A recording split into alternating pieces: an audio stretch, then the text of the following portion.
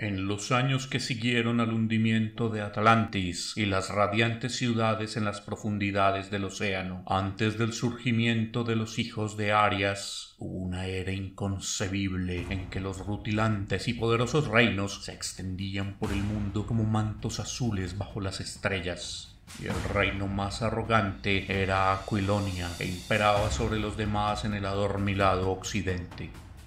Aquí llegó Conan, el cimerio, de cabellos negros y mirada bosca, con la espada en la mano, ladrón, vagabundo, asesino implacable, con una melancolía abismal y una exultante alegría para pisotear los empollados tronos de la tierra con sus toscas sandalias.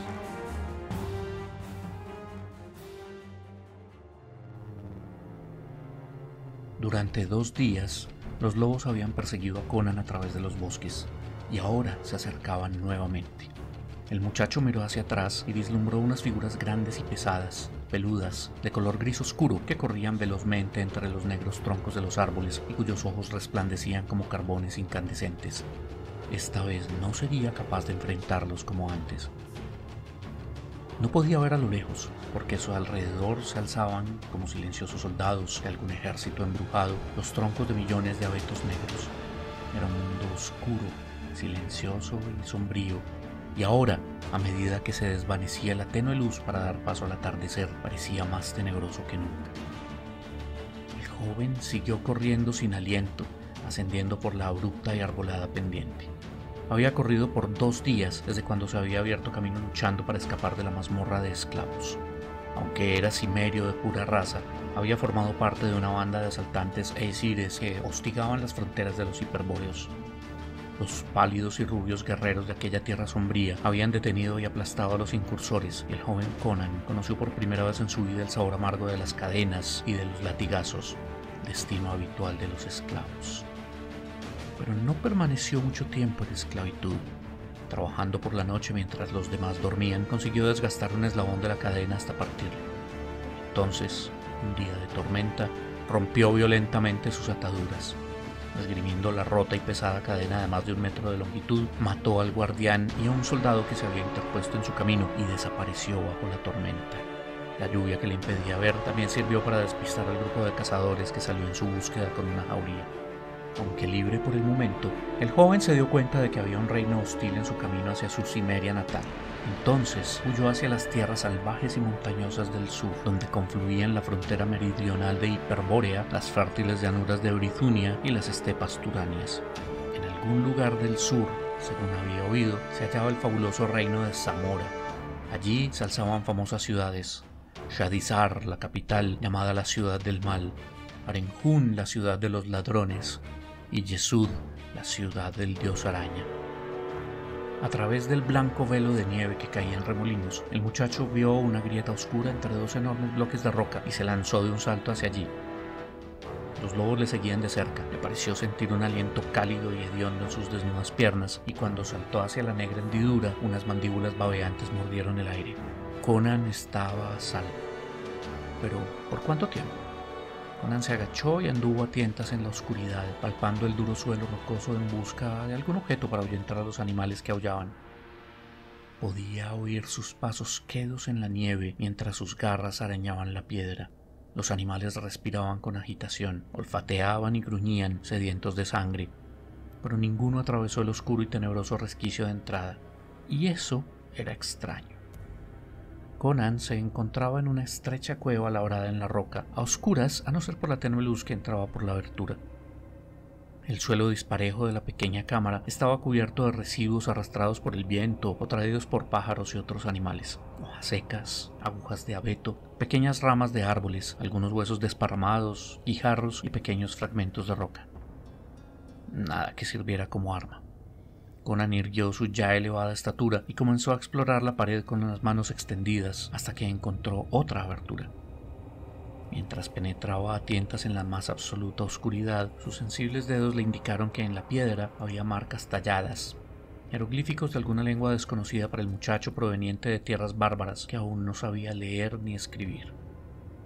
Tuvo que encorvarse mucho para pasar por la puerta interior, pero una vez adentro pudo erguirse. Se detuvo un momento escuchando.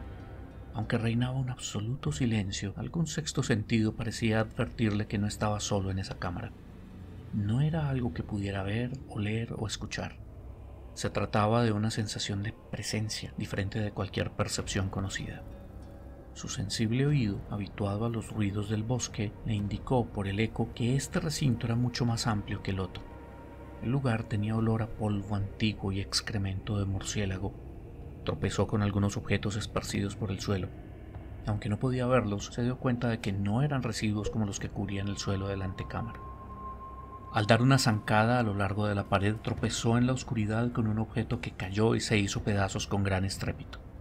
Una astilla de madera rota le arañó la espinilla, añadiendo un nuevo rasguño al cuerpo cubierto de marcas, de ramas de abeto y de las garras de los lobos. Conan lanzó una maldición, se incorporó y tanteó en la oscuridad el objeto que había destrozado. Una silla de madera tan podrida que se deshacía entre sus manos. Continuó explorando con más cautela. Encontró otro objeto de mayor tamaño que enseguida reconoció como el bastidor de un carruaje. Las ruedas se habían caído porque su madera estaba podrida y la caja estaba tirada en el suelo entre astillas. Las manos de Conan tocaron ahora un objeto frío y metálico, quizá un herraje oxidado del carruaje. Eso le sugirió una idea. Regresó a la antecámara y recogió un puñado de hojas secas y varias piedras. Volvió a la habitación interior, hizo un montoncito con las hojas y golpeó las piedras contra el hierro. Tras varios intentos, encontró una piedra que emitía ráfagas de chispas al ser golpeada. Poco después, Conan había conseguido hacer una pequeña hoguera que chisporroteaba, alimentando con los fragmentos de la silla rota y de las ruedas del carro. Entonces pudo relajarse y descansar al fin de su terrible carrera a través de los bosques y calentar sus entumecidos miembros. Las vivas llamas alejarían a los lobos que aún merodeaban frente a la entrada, reacios a perseguirlo hasta el interior de la cueva, pero poco dispuestos a abandonar definitivamente su presa. El fuego arrojaba una cálida luz amarillenta que danzaba sobre las paredes de piedra tallada. Conan miró a su alrededor. La habitación era cuadrada y más grande de lo que había creído al principio. El elevado techo se perdía entre las espesas sombras, cubierto de telarañas. Había más sillas apoyadas contra las paredes y un par de cofres abiertos llenos de ropas y armas. La enorme cueva olía a muerte, cosas antiguas por mucho tiempo insepultas. Entonces a Conan se le pusieron los pelos de punta, sintió un temblor y un escalofrío sobrenatural, porque sentado en un trono de piedra en el extremo más alejado de la habitación, había un enorme hombre desnudo, de rostro cadavérico, con una espada desenvainada sobre las rodillas, que lo miraba a través de las vacilantes llamas. Las extremidades del muerto eran marrones y parecían ramas secas. La carne reseca y encogida de su enorme tórax se había hecho jirones y dejaba ver las costillas desnudas. Saber que estaba muerto no alivió el súbito estremecimiento de terror del joven. Temerario en la guerra a pesar de su juventud, capaz de enfrentarse a cualquier hombre o bestia salvaje, Conan no sentía miedo ante el dolor, la muerte ni enemigo mortal alguno. Pero era un bárbaro de las montañas del norte, de las primitivas tierras de Cimeria, y sentía pavor ante los horrores sobrenaturales de las tumbas y las tinieblas, los demonios y los monstruos reptantes de la antigua noche y el caos con que la gente primitiva puebla la oscuridad más allá del círculo de las hogueras. Aunque la sangre se le había helado en las venas y se le habían puesto los pelos de punta, el muchacho se dominó con todas sus fuerzas. Se dijo que sus temores eran infundados y avanzó con paso firme a través de la cripta para examinar de cerca aquella cosa muerta desde hacía tanto tiempo. El trono era una roca cuadrada, negra y lisa, tallada en forma de asiento sobre un estrado de piedra. La ropa se había hecho jirones hacía mucho tiempo. Hebillas de bronce y trozos de cuero del arnés yacían a los pies del cadáver. Un collar de irregulares pepitas de oro colgaba de su cuello. Piedras preciosas sin tallar brillaban en los anillos de oro que lucían las garras resecas aún aferradas a los brazos del trono. Un casco de bronce con enormes cuernos, ahora cubierto con una capa de moho verde y ceroso, enmarcaba la cosa espantosa, reseca y marrón que había sido su rostro. Con nervios de acero, Conan se obligó a mirar aquella cara carcomida por el tiempo. Los ojos se habían hundido, dejando 2 agujeros negros. La piel casi había desaparecido de los labios resecos, por donde asomaban unos dientes amarillentos, esbozando una sonrisa macabra. ¿Quién habría sido? ¿Un guerrero de la antigüedad? ¿Algún jefe temido en vida y aún entronizado después de muerto? Imposible saberlo. Cientos de pueblos diferentes habían poblado y dominado estas montañas desde que Atlantis se hundió bajo las aguas de color esmeralda del océano occidental miles de años atrás. Según el casco de cuernos, tal vez hubiera sido un jefe de los primeros Vanires o Aesires, o el primitivo rey de alguna olvidada tribu ibórea perdida en las sombras de los años y enterrada bajo el polvo del tiempo. Entonces Conan bajó la mirada y vio la enorme espada colocada sobre las huesudas piernas del cadáver, un arma aterradora con una hoja de más de 1 metro de largo, de hierro azulado y no de cobre ni de bronce, como era de esperar por su antigüedad. Esta espada había visto muchas batallas en el remoto pasado, ya que su ancha hoja, aún afilada, tenía muescas en varios lugares en los que, con metálico estruendo, había enfrentado espadas y hachas en el fragor de la lucha. Manchada por el tiempo y llena de herrumbre, era un arma todavía temible. El joven sintió que su pulso se aceleraba. La sangre de Conan, nacido para ser guerrero, hirvió en sus venas. ¡Crom! ¡Qué espada! Con un arma como aquella podría enfrentarse ventajosamente a los hambrientos lobos que estaban al acecho dando vueltas y gruñendo en el exterior. Cuando tendió la mano ansiosamente para coger la empuñadura, no alcanzó a ver el destello de advertencia que brilló en las sombrías cuencas vacías de la calavera del antiguo guerrero. El muchacho blandió la espada, sintiendo que su espíritu se henchía de poder y su corazón latía más deprisa por el orgullo de poseer aquella arma extraordinaria. Dioses, qué espada. Con semejante arma no había destino al que no pudiera aspirar un guerrero. Con una espada como aquella, hasta un joven bárbaro semidesnudo de las rudas tierras de Cimeria podría abrirse camino por el mundo y vadear ríos de sangre hasta ponerse a la altura de los más importantes reyes de la tierra. De espaldas al trono de piedra, Conan movía de un lado a otro la pesada hoja cortando el aire, experimentando la sensación de la antigua empuñadura contra la palma de su mano. La afilada espada silbaba en el aire denso de humareda y la hoja reflejaba destellos de las llamas sobre las toscas paredes de piedra. Así armado, no solo podría enfrentarse a los hambrientos lobos que aullaban fuera, sino también a una nutrida tropa de guerreros. El muchacho respiró hondo, ensanchando el enorme pecho, y lanzó el salvaje grito de guerra de su tribu. Los ecos del rugido resonaron en las paredes de la cueva, agitando las antiguas sombras y sacudiendo el polvo del tiempo. Conan no se detuvo a pensar que semejante desafío en ese lugar podría levantar algo más que sombras o polvo, sino cosas que debían permanecer eternamente dormidas. Se detuvo al escuchar un crujido seco que procedía del trono. Se volvió con brusquedad para mirar y sintió que se le ponían los pelos de punta y la sangre se le helaba en las venas. Todos los terrores supersticiosos y primitivos miedos nocturnos se le aparecieron de golpe y lanzó un alarido que llenó su mente de sombras de locura y horror, porque la cosa del trono estaba viva. Lentamente, con movimientos espasmódicos, el cadáver se levantó de su enorme asiento de piedra y miró a Conan desde las oscuras cuencas vacías de mirada fría y maligna. Las mandíbulas que sonreían con una grotesca mueca se abrían y cerraban en una espantosa pantomima de lenguaje. Pero el único sonido audible era el crujido que Conan había escuchado, como si los marchitos y arrugados despojos de músculos y tendones rozaran unos contra otros. La momia descendió crujiendo del estrado de su antiguo trono y fijó sus ojos huecos en la espada que el muchacho aún empuñaba. Un espeluznante fuego embrujado ardió en sus cuencas vacías. Avanzando torpemente a través de la habitación, la momia se acercó a Conan como una masa de horror indescriptible sacada de la pesadilla de un cerebro demencial y extendió sus huesudas garras para coger la espada de las fuertes manos del joven. Paralizado por un terror supersticioso, Conan retrocedió lentamente. Las llamas dibujaban la monstruosa sombra negra en la pared formando ondas sobre la dura piedra. En la tumba reinaba el silencio. La cosa muerta tenía a Conan de espaldas contra la pared. Una garra se alzó bruscamente. La reacción del muchacho fue automática e instintivamente lanzó un golpe. Se oyó el silbido de la hoja de la espada al abatirse sobre el brazo extendido que crujió como una rama quebrada. La mano cortada cayó con un golpe seco. Del muñón no brotó una gota de sangre. La terrible herida, que habría detenido a cualquier guerrero vivo, no hizo titubear al cadáver animado. Simplemente retiró el muñón del brazo cercenado y extendió el otro. Con un impulso salvaje, Conan saltó de la pared empuñando agresivamente la espada. Uno de los impactos golpeó a la momia en un costado, las costillas saltaron por el golpe, el cadáver se tambaleó y cayó al suelo estrepitosamente. Conan se detuvo jadeando en el centro de la cueva, aferrando la gastada empuñadura con mano sudorosa. Con los ojos muy abiertos, vio cómo la momia se volvía a poner de pie lentamente y con gesto mecánico extendió la garra que le quedaba. Ambos se movieron lentamente en círculo.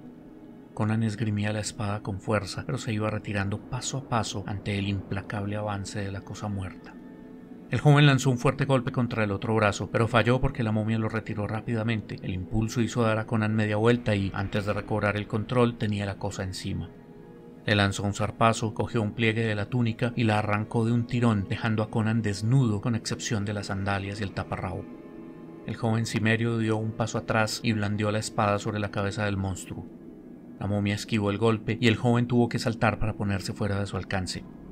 Finalmente consiguió asestarle un tremendo golpe en el costado de la cabeza y logró partir uno de los cuernos del casco. Con otro golpe, el yelmo rodó estrepitosamente a un rincón. El siguiente le dio en el oscuro y reseco cráneo. La espada quedó incrustada por un instante que estuvo a punto de condenar al muchacho, cuya piel recibió el arañazo de uñas que el tiempo había ennegrecido. La espada golpeó una vez más a la momia en las costillas y se alojó por un momento casi fatal en la columna vertebral. La quitó de un tirón. Parecía que nada podría detener la criatura, puesto que estaba muerta, nada podía herirla. Se levantaba tambaleante y se arrastraba una y otra vez hacia Conan, infatigable y decidida, aun cuando en su cuerpo había heridas que habrían dejado a muchos poderosos guerreros tendidos en el suelo revolcándose de dolor. ¿Cómo se puede matar lo que ya está muerto? Conan se repetía obsesivamente esta pregunta. Le daba vueltas en su cabeza, pensando que se volvería loco. Respiraba con dificultad, su corazón latía como si fuera a estallar. Por más que la hiriera, nada podría detener al horror que se arrastraba tras él. Entonces Conan atacó con mayor astucia. Pensando que si la momia no podía caminar sería incapaz de perseguirlo, le asestó un violento tajo con la espada en la rodilla. Crujió un hueso y la momia cayó al suelo. Pero aún alentaba vida sobrenatural dentro del pecho reseco de la momia. Se levantaba tambaleante una vez más, dando tumbos tras el muchacho y arrastrando la pierna destrozada. Conan golpeó una vez más y le arrancó a la cosa muerta la parte inferior de la cara. La mandíbula cayó produciendo un sonido tétrico, pero el cadáver no se detenía. Con la cara destrozada, en la que solo quedaban unos pocos huesos blancos y rotos y un extraño brillo en las cuencas vacías, seguía persiguiendo a su enemigo de manera infatigable y mecánica. Conan pensó que hubiera sido preferible haberse quedado fuera, luchando contra los lobos, en lugar de haber buscado refugio en esa maldita cripta donde las cosas que debían estar muertas desde hace 1000 años seguían caminando y matando. En ese momento, algo aferró el tobillo del muchacho, que perdió el equilibrio y cayó de espaldas sobre la tosca superficie rocosa, dando violentos puntapiés para librar su pierna de la garra que le atenazaba.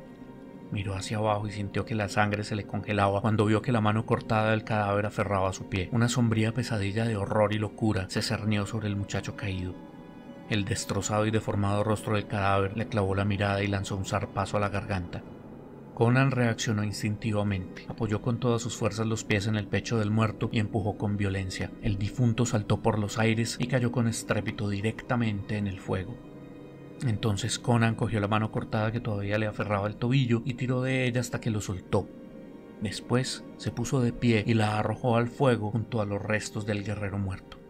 Se detuvo para coger su espada y se volvió para mirar las llamas. La batalla había terminado. Reseca por el paso de los siglos, la momia ardía con la furia de las hojas secas.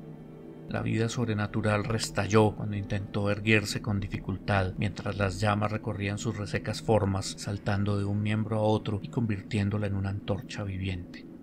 Estaba a punto de escapar del fuego cuando la pierna mutilada cedió y se desplomó convertida en una masa ardiente. La calavera rodó entre las brasas.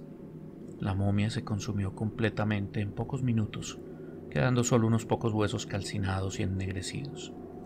Conan lanzó un profundo suspiro. La tensión lo iba abandonando y comenzó a sentir un tremendo cansancio en todo el cuerpo.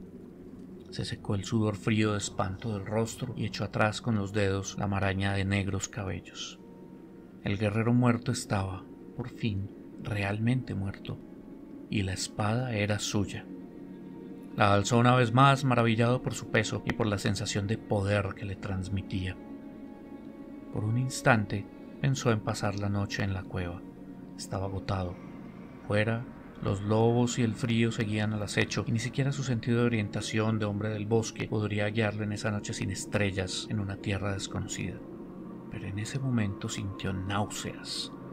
La cueva estaba llena de humo y apestaba, no solo por el polvo de los siglos, sino por el olor de la carne humana muerta hacía tanto tiempo y ahora calcinada. El olfato aguzado de Conan nunca había percibido un olor semejante y le resultaba repugnante. El trono vacío parecía mirarlo. Aquella sensación de una presencia que se había apoderado de él cuando entró en la tumba por primera vez perduraba en su mente. Se le pusieron los pelos de punta y su piel se erizó cuando pensó en la posibilidad de dormir en aquella tétrica cueva. Además, con su nueva espada, Conan se sentía confiado.